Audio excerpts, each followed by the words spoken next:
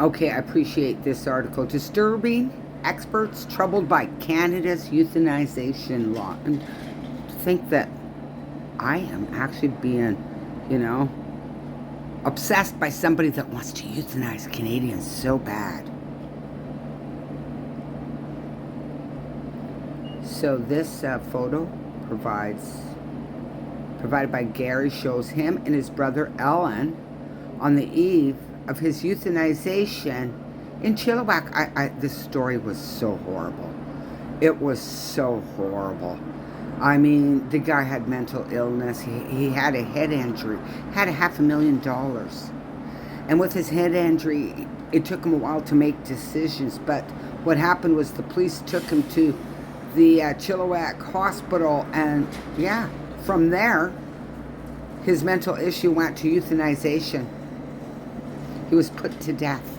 Had a history of depression and other medical issues. None were life-threatening. Oh, he was my age. Over fears he might be suicidal, he asked his brother to bust him out as soon as possible. Within a month, Nicholas submitted a request to be euthanized. Now, I don't even think he was mentally capable of submitting a request to be euthanized. He was killed despite concerns raised by his family and a nurse practitioner. Thank you, nurse. His application for euthanization listed only one health condition as a reason for his request to die. Oh my God. Hearing loss. Maybe this is not the story that I'm thinking of, you know. Hearing loss.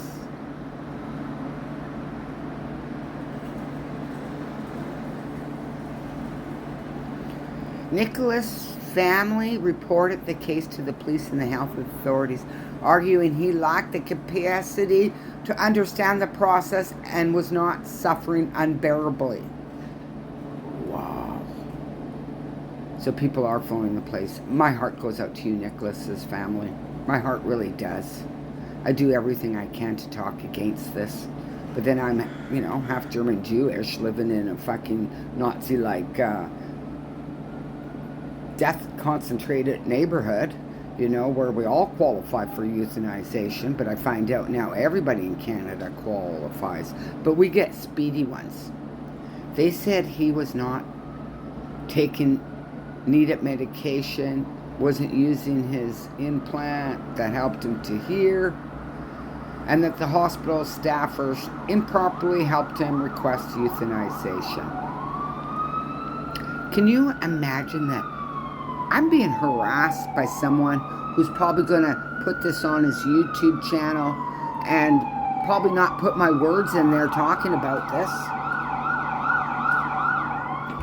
Overdose. Bet you it's an overdose.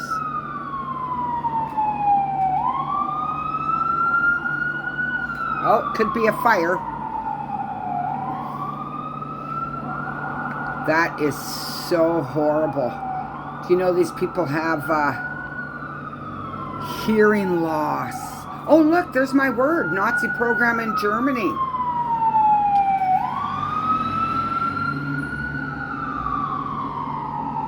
You know, even if there was a fire in my building, I wouldn't leave. I don't. I just don't leave. It's such a shitty building. Okay, so, yeah. Poor people that are deaf. It's not just drug addicts.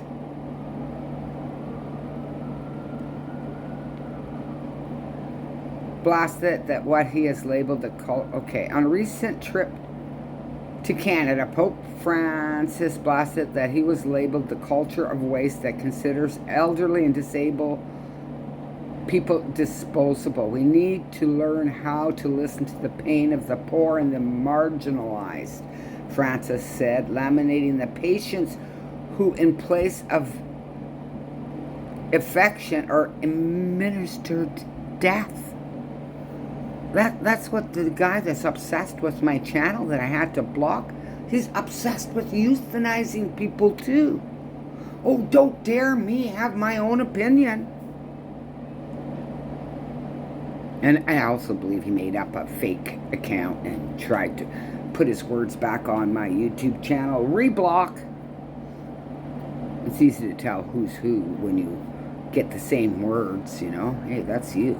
Canada prides itself on, maybe, I could be wrong, being liberal and accepting. Like, I just want to vomit.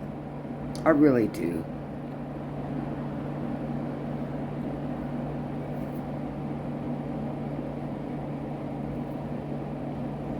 You know, to think that Canada euthanizes more humans than dogs, I just gotta say, shame on you that support euthanization. Shame on you that wanted that guy that went dead. Shame on you. Shame on you for not loving the people instead. What do? You harass someone? Whatever your name is, Courtney, I don't know how to say your last name. You harass people that qualify for euthanization? So many people have been euthanized in my neighborhood. I know. You don't live here. And this is what you promote on my channel. You had no right to do it, and I had a right to block you. It's very troubling. Oh, this is America.